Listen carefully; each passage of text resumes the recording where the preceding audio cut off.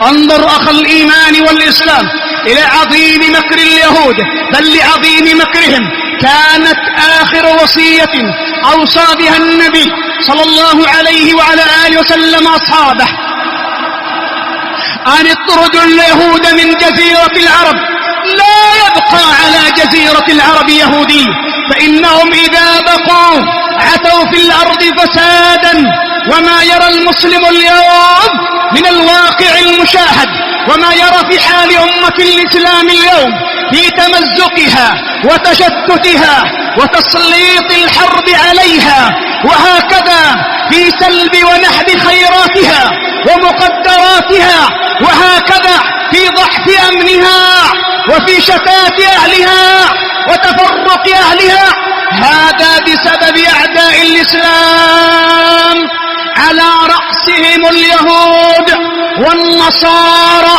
فإن أمة الإسلام إذا كانت مجتمعة على كلمة واحدة يغيظ أعداء الإسلام، ولا يزال اليهود والنصارى إلى يومنا هذا يسيرون على قاعدة أرسوها جعلوها نصب أعينهم فرق تسد.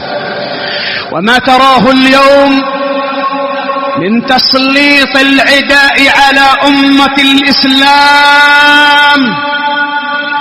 والجراح في أمة الإسلام اليوم سببه أعداء الإسلام من اليهود والنصارى وأذنابهم.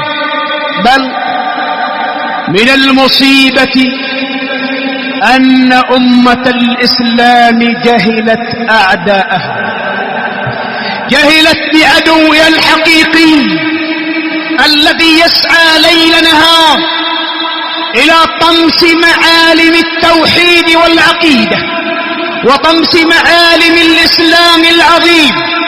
فأين أمة الإسلام اليوم من الرعيل الأول من الصحابة والتابعين واتباعهم، من الذين فتحوا البلاد شرقا وغربا، من الذين كانوا أعزة وكانت هاماتهم مرفوعة، وكان أعداء الإسلام في ذلة ومهانة.